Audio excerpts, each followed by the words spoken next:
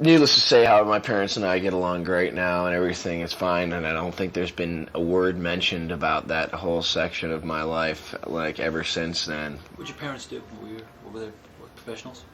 Yeah. Yeah. I mean, this was Orange County. We're talking, this was Reagan country at that time, man. Let's go on. Let's put your band in a perspective of the history of rock and roll. Where do you guys see yourselves musically? You know what I'm saying. I'm not saying that you guys think you're maybe you do. You think you're onto something new or special. But where do you see yourself in the realm stylistically? And, Well, I think it's hard for any band to really do anything that is completely,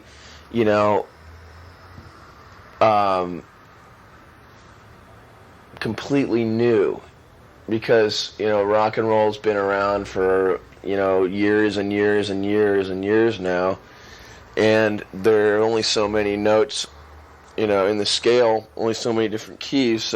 But I think what makes something unique and interesting now is if people are writing music that really comes from your soul and from your heart, and from your mind as well, rather than doing conceding to the whole formula, and doing this whole homogenized kind of thing that, like, where people think, well, I can get a record deal doing this, and they'll play me on the radio, But I don't know. I think that right now the state of music is great. It's getting much better just because things seem to go in trends, Everything goes in trends. Art goes in trends. Architecture goes in trends. Business goes in trends. Everything goes in trends. I mean, sex goes in trends, some things influence it, like AIDS, suddenly everyone's wearing rubbers, But I think right now, for the first time in a lot of years, for the most part, this is not to say completely this is everything, but I think for the most part, a lot of the music that's coming out right now, I think is some of the first music in a really long time that will be considered classic 10 years from now. And the reason why is because it's, go back to the trend thing, the generation, like my generation of people, I'd say anywhere from like 18 to, not to exclude or include for anything wrong as anyone, I'd say like, the whole, I don't know, there's so many names for what they're calling our generation. I don't, that whole for 18 to like, 30 kind of thing, for the most part, are a bunch of kids who've grown up, through the whole Reagan facade and the whole, with so much like suppression and oppression, racially, environmentally, everything, that they're looking forward, looking ahead to the future and saying, man, this sucks. There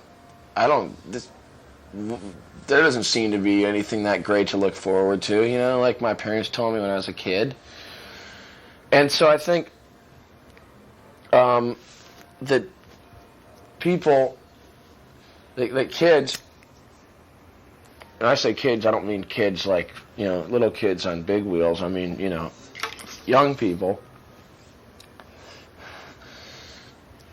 are into like relating to things that they're attracted to music that they relate to with their own feelings, things that like, mirror their kinds of thoughts and their kinds of frustrations, and not just angry music, but like people are like into being having more of an open mind, because we've been told for so long to not have an open mind. It's like anything. You tell someone not to do something and they want to do it.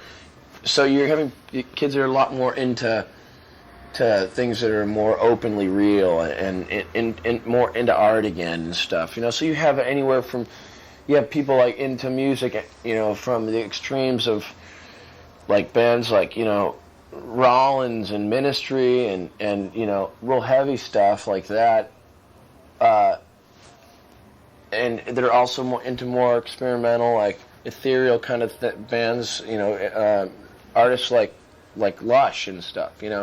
It's just, and that's like a trend. I mean, and it's not saying a trend like trendy, but things are moving in a direction, and you can even see it within the whole corporate conglomerate monster of the music industry. I mean, there's people that are coming to work even in the music industry that grew up through college, through the whole 80s, like college radio thing, that were, into a more liberal, liberating, free, open, more artistic kind of thing.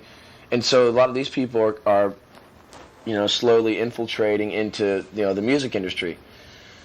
And in the film industry, so that's really good. That makes it better, because there's no way that even 4 years ago, even 3 years ago, that a band like our band could have, would have gotten signed, without putting out any other records of our own to, a major label. We didn't even think about shopping. Excuse me. We actually didn't even think about shopping or trying to attract attention of a major label at first. We thought of, first of all, well, let's just, we're ready to start recording some records, well, let's, SST is cool. Let's check out SST or, So this get you by surprise that a major label would have picked you up so quickly? Yeah, it was actually a strange thing, and it was like a little scary at first, but there were a few reasons why we decided to do it. For one, we were seen at a club in Hollywood called Club with No Name, which used to be Scream. I don't know if you're familiar with it. It's like an underground club that's every Monday night. We were seen there by Don Muller, who is an agent over at Triad. And Don works closely with a lot of bands, a lot of really cool bands. He's actually one of the three, I guess, co-president people of the whole Lollapalooza Productions. He's one of the three people that put that whole thing together, and he, represents bands from like, Nirvana to Beastie Boys, so, bands that are, really cool, good bands that are, into doing what they're doing. And he saw us and called Tom Carolyn over at Atlantic, who they went through college together in, I believe it was Iowa, one of those like Midwest, like flatland, crazy states where brothers and sisters marry each other and weird things like that. But called up Tom Carroll and said, I saw this band, they're a really good band, you should check them out, So Tom called up our manager, Steve, and we went, we had breakfast with them, and which he paid, of course, which was kind of cool. It's like, wow, someone's buying me breakfast. This is kind of cool. But in actuality, to be serious about it, what was the cool thing about it was, at the same time they were wanting to sign us, Atlantic had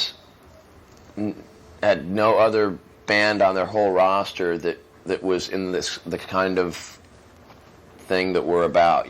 They're, for the most part, were real contemporary rock bands, lots of hair and, lots of tight, shiny pants and that whole kind of thing. But Danny Goldberg, who had his own management company, Gold Mountain Entertainment, we found was to be coming on as to head up the West Coast. And that was really attractive to us because Danny, as a manager, had been working with, or underground bands for a long time. Like he'd been working with Nirvana for, like near the beginning, with the Beastie Boys and and others, and so we knew that he understood the whole kind of grassroots thing that we knew that we would have to, that what we were about. And that Atlantic was going to be going through some changes, changing how the way that their department worked in that. So timing-wise, it turned out to be a good thing. When was this? How long ago? When we actually got signed, we actually signed, I think it was the end of March. It'll be a year coming. Coming this March, yeah. So the record got out pretty quick, or the record already been done? No, the record. We did the record with our producer Brendan O'Brien, who. Before you got signed, you had no, we did it after. Yeah, we recorded it in about 3.5 weeks, actually. It reminds me, because I got to stop, but it kind of reminds me what Steppenwolf may have sounded like if they were still recording. Wow, that's a great great compliment. Not every song, but many of the songs. I think vocally, attitude-wise, obviously it comes to you as a surprise. Who do you think you're closest to as a vocalist? I hear all kinds of things different times. For yourself, yeah. Who are your singing heroes? Because obviously every artist has roots and right. Personal connections to other singers. You may never sound like them, but there has to be some kind of, if you at least I think if one doesn't acknowledge that, then they're either bullshitting or they have no idea what's influenced them. Right, exactly. For yourself, what I would definitely say who are you closest to? Singers that I really admire, which I'm sure have had influence on me, would probably say Joe Cocker was definitely an influence. James Brown, I would say, is an influence. And however typically it may sound, I have to say Jim Morrison, for the sake that possibly we have the same sort of lower vocal kind of register, and lyrically when I was a kid, that was probably one of the only rock bands that I really listened to, because my parents really weren't into. My parents weren't 60s hippies. Nothing against my parents. I love my parents, but they weren't exactly raising me on Jimi Hendrix and that kind of stuff. I think my first album I ever got was Captain and Tennille, Love Will Keep Us Together. They were the Marilyn Quayle Americans. Yeah. It's great. We gotta stop.